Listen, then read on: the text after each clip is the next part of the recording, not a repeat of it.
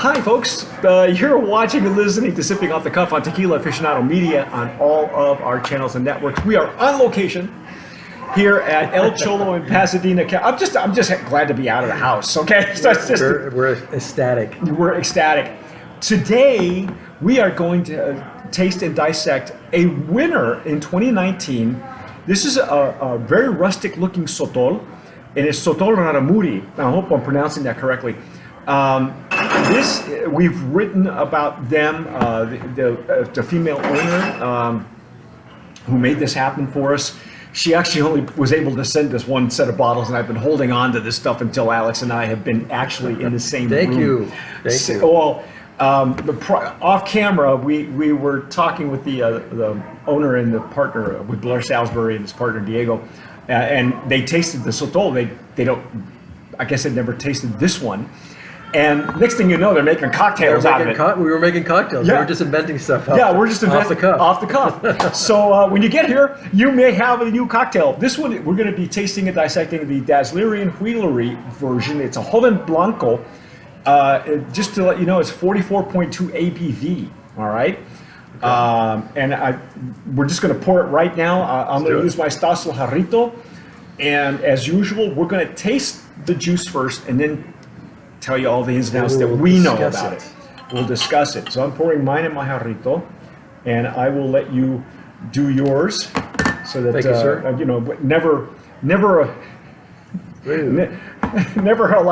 never let someone else.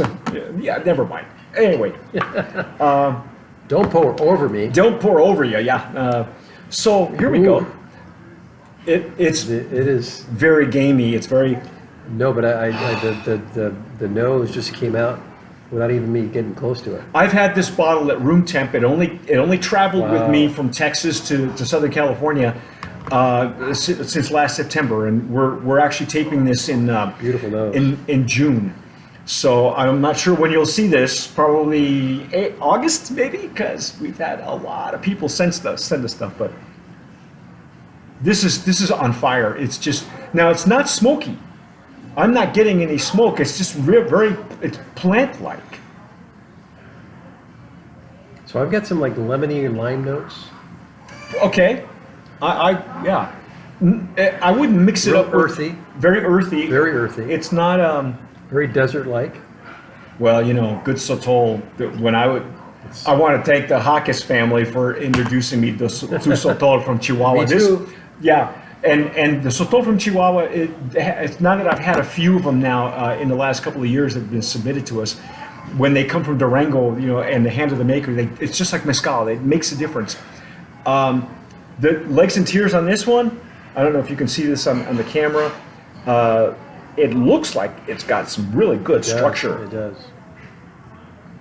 We have a backlight that we're borrowing because we have no budget.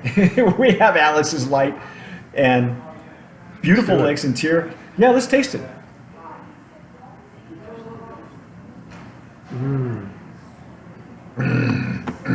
Oh. Wow.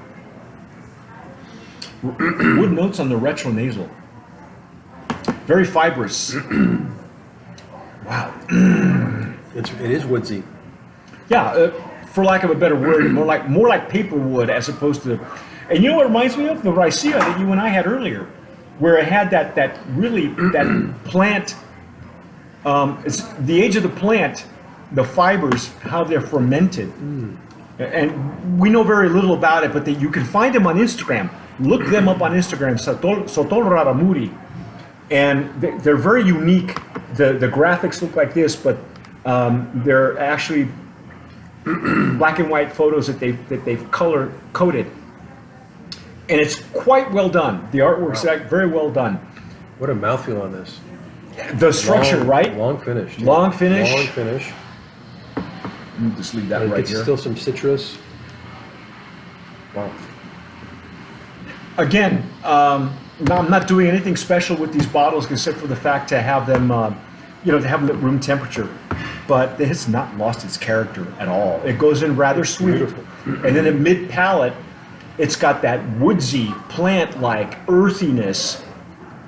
And honestly, I don't detect any smoke. These are, if you're familiar with Sotol, they're very much cooked underground. In the ground, right? Yeah, in earthen pits. So the temperatures in there when they're fermenting must be. Well, now these are if you know, again, depending on the hand of the maker and the vinata, the palenque, the distillery, they're known as vinatas. When they ferment these, normally they're fermented in underground fermentation tanks. They look like made out of concrete, like pools almost. And that's how they're fermented. I'm not sure if they're using fibers or not, like they do with mezcal. I imagine that there's some fibers that go in there because they're not using shredders. These are all hand shredded. Hand shredded. So it's the earthiness of the plant is definitely there. I think the age of the plant makes a big difference too. These are all wild harvested.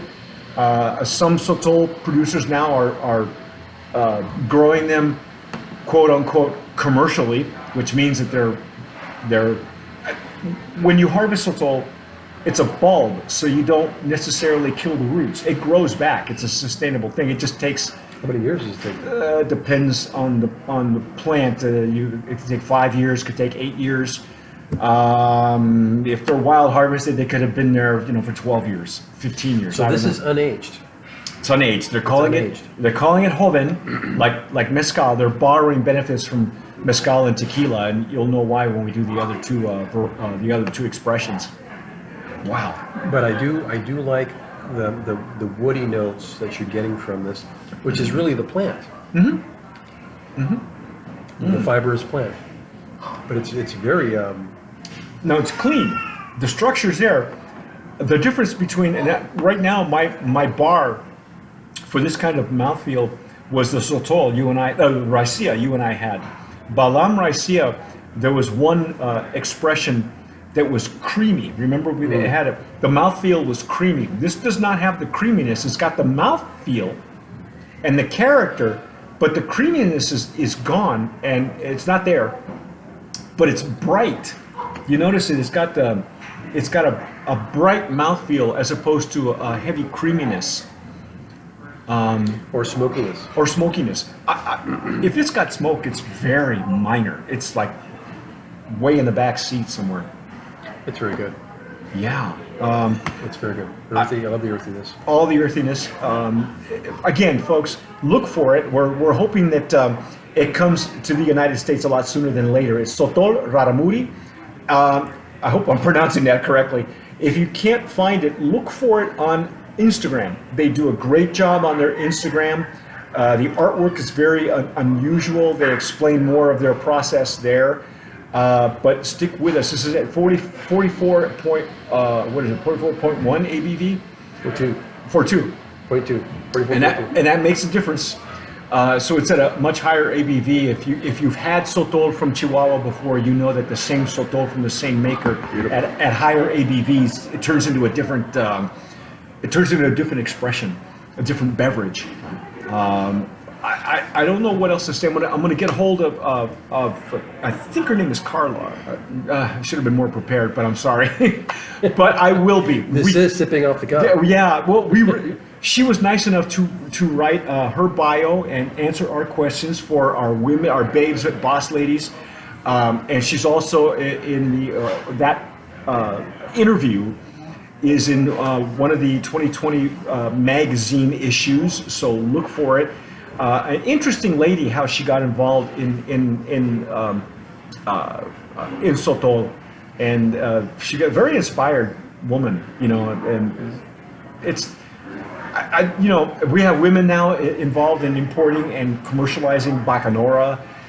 She's doing Sotol. Of course, the Jaques family is, their president is a woman as well. So just taking a page from everything outside of tequila, and she's done a great job. What can I tell you? Awesome. It is a Brand of Promise nominee and winner in 2019, I believe. So check it out. But stick with us because we're going to do the other two expressions here shortly. Again, I'm Mike Morales here at El Cholo in Pasadena. Pasadena. And I'm Alex Perez. Thanks for watching. And as always, sip wisely.